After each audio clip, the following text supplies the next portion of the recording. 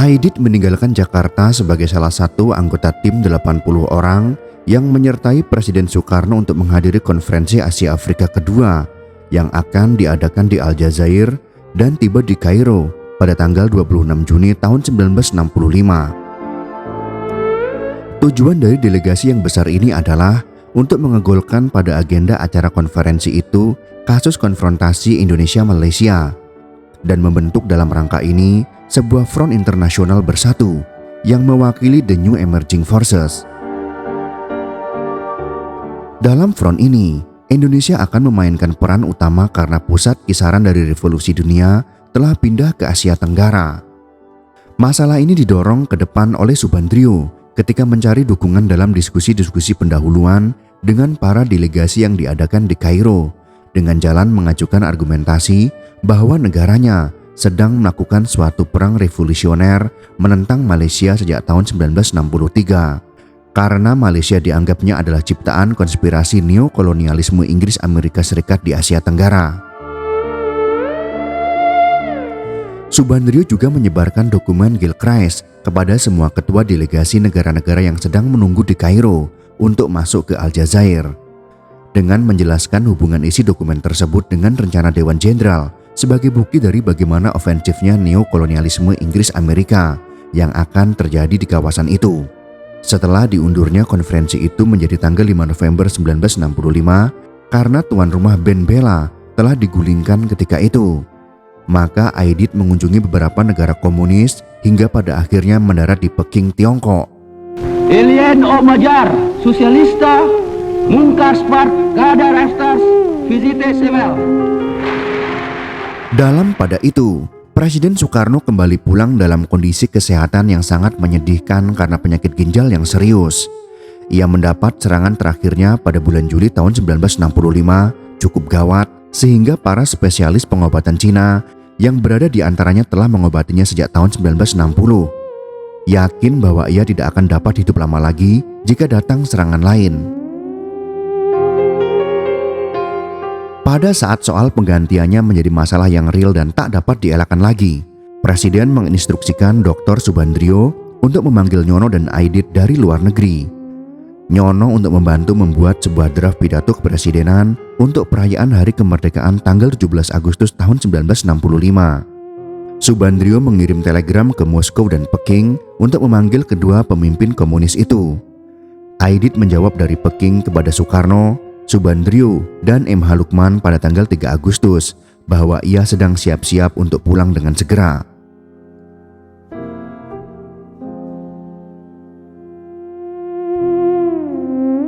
Dalam pada itu, tanggal 4 Agustus Presiden mendapat serangan lain lagi yang sangat gawat, di mana ia muntah-muntah 11 kali dan hilang kesadaran sebanyak 4 kali. Dr. Mahar Marjono, Profesor Neurologi di Universitas Indonesia langsung dipanggil. Ketika ia masuk ke kamar Presiden, sebuah tim yang terdiri dari 8 orang dokter Cina telah lebih dahulu bekerja. Mereka telah merawatnya sejak tanggal 22 Juli dan terus merawatnya sampai mereka kembali ke Cina pada tanggal 1 September tahun 1965. Serangan itu dilaporkan demikian seriusnya, sehingga desas-desus dan spekulasi menyebar yang mengatakan bahwa kematian Presiden sudah tidak akan lama lagi. Waluyo yang bertugas sebagai penghubung antara Istana Kepresidenan dan Umar Dhani diberi kabar oleh Untung tentang kondisi kritis Presiden, dan Untung sendiri memberitahu Dhani pada hari yang sama bahwa Presiden mungkin meninggal dunia kapan saja.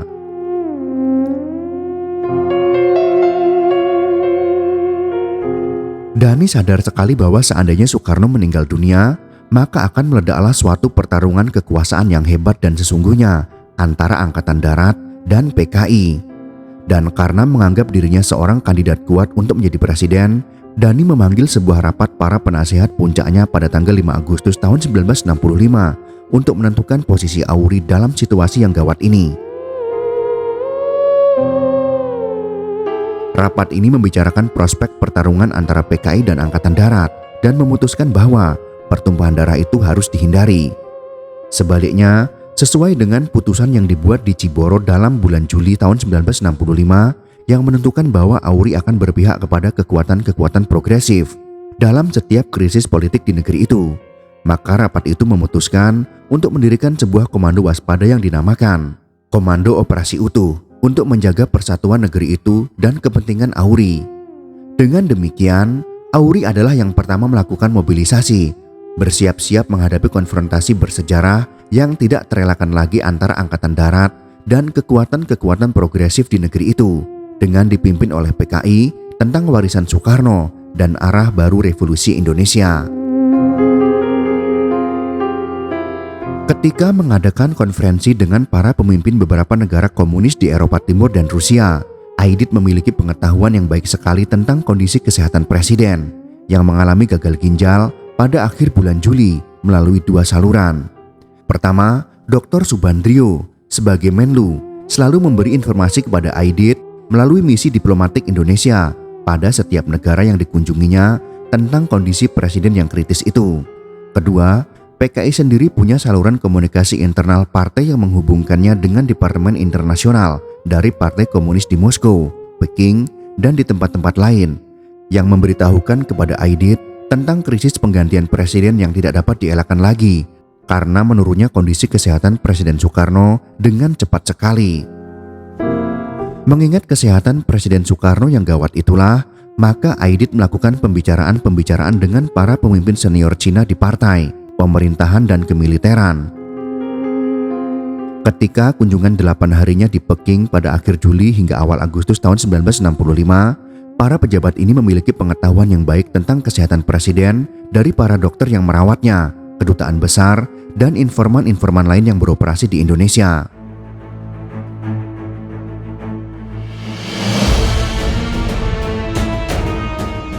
Diskusi Aidit dengan para pemimpin senior Cina sudah pasti berhubungan dengan semua masalah yang akan dialami PKI dalam jangka panjangnya. Namun, rubuhnya presiden pada tanggal 4 Agustus dan penilaian para dokter Cina terhadap kematiannya yang tak terelakkan lagi, siap menjemput atau lumpuh, adalah kemungkinan realistis yang menyuntikkan unsur mendesak ke dalam misinya, sehingga ia diterima oleh Mao.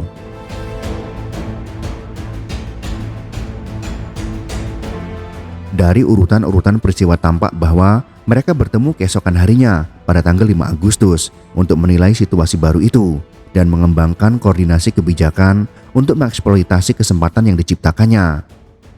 Mao menerima Aidit di markas besar Partai Cina di Zongnanhai, sebuah perkampungan di dalam dinding-dinding kota terlarang di Cina. Aidit mungkin sekali mulai dengan mengatakan kepada Mao bahwa PKI adalah murid yang patuh pada ajaran-ajarannya sebagai pakar teori dan praksis Marxisme-Leninisme terbesar yang masih hidup semenjak masa Lenin. PKI sedang melaksanakan teori-teorinya tentang perlunya perjuangan anti-imperialis yang tegas dengan jalan berkonfrontasi dengan Malaysia sejak tahun 1963 dan ajarannya bahwa satu-satunya jalan kepada kekuasaan bagi partai Marxisme-Leninisme seperti PKI adalah lewat revolusi agraria.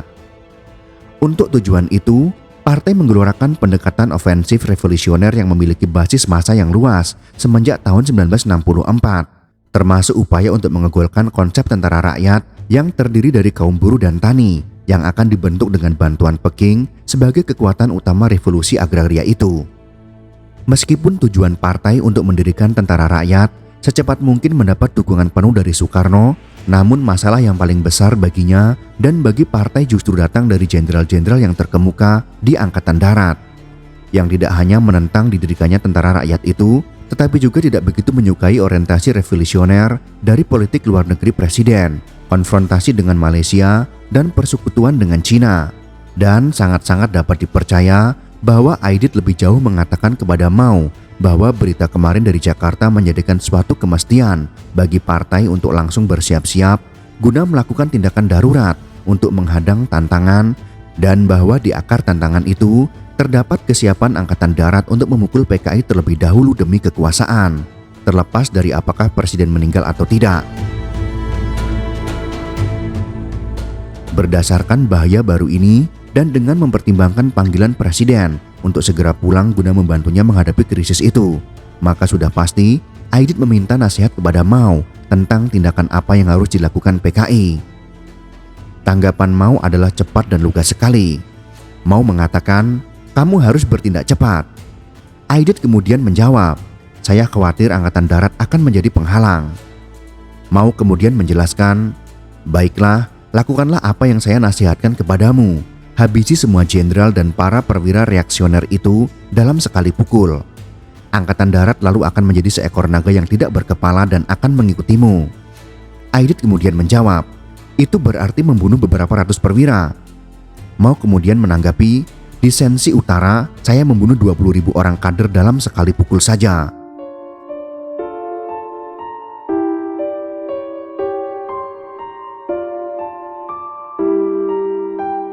Seperti disimpulkan PKI sayap pro Moskow kemudian dalam kritik tajam mereka mengenai kebijakan-kebijakan Aidit yang pro Peking, ketika itu Mao dan Aidit memusatkan perhatian dan penilaian terhadap karakter pribadi khas Presiden Soekarno yang negatif dan yang positif. Penilaian ini membicarakan sampai sejauh mana kemampuan Presiden berdasarkan kondisi kesehatannya yang ada sekarang untuk ikut menggelorakan tujuan-tujuan revolusioner Cina di Asia Tenggara dan sasaran PKI di front dalam negeri. Dan kemudian mengambil keuntungan dari hal-hal yang mereka percayai paling kondusif bagi tujuan bersama mereka. Dengan demikian, jelaslah bagi Mao dan PKI bahwa kepentingan strategis jangka panjang Peking dan PKI hanya dapat dipromosikan oleh Aidit dan tidak lagi oleh Soekarno dengan Indonesia secara kokoh berada dalam kendali PKI. Namun, transisi ke arah itu dilakukan dengan bekerja sama dengan Presiden. Jadi melakukan transisi dengan Presiden jelas merupakan opsi yang disenangi. Namun, seandainya Presiden ternyata enggan menerima butir-butir persetujuan Mao Aidit itu dan menolak bekerja sama dalam rencana mereka, tampaknya keduanya setuju dengan opsi yang kedua. Opsi ini memerlukan suatu putusan agar para jenderal reaksioner itu dijatuhkan dan transisi itu dilaksanakan tanpa Presiden, dan bahkan menentangnya seandainya ia menolak untuk menghilangkan kedua kendala yang menghalangi PKI untuk merebut kekuasaan. Dalam kesimpulan pertama mereka itu, Mao meminta Aidit menyampaikan opsi pertama itu kepada Presiden, mendapatkan daripadanya sebuah persetujuan tertulis dan melaporkan kembali hasilnya. Sebagaimana jelas dari surat Aidit pada tanggal 10 November tahun 1965, di mana ia berbicara mengenai pasal-pasal perjanjian yang telah kami sampaikan secara garis miring R dalam bulan Agustus yang lalu dari Mao kepada Presiden. Sebelum berpisah, Aidit mendapat janji Mao yang akan segera memasok bagi Presiden 30.000 pucuk senjata untuk memukul para jenderal reaksioner dan kemudian mengirim dengan kapal laut sejumlah besar senjata untuk perlengkapan angkatan kelima. Inilah yang merupakan saripati dari pesan yang Mao ingin disampaikan Aidit kepada Soekarno. Setibanya kembali di Jakarta dan mendapatkan persetujuannya atas butir-butir perjanjian rahasia Soekarno-Mao Aidit. Dengan demikian, strategi global Peking dan persaingan dengan Moskow mengenai arah partai-partai komunis dunia ditambah lagi dengan krisis yang terjadi di Indonesia lantaran jatuh pingsannya Presiden Soekarno pada tanggal 4 Agustus tahun 1965. Itulah yang mendorong Aidit membuat rencana-rencana untuk melakukan pukulan langsung menentang Angkatan Darat yang akan dipayungi oleh Presiden dan dilaksanakan oleh Untung serta perwira-perwira progresif revolusioner lainnya.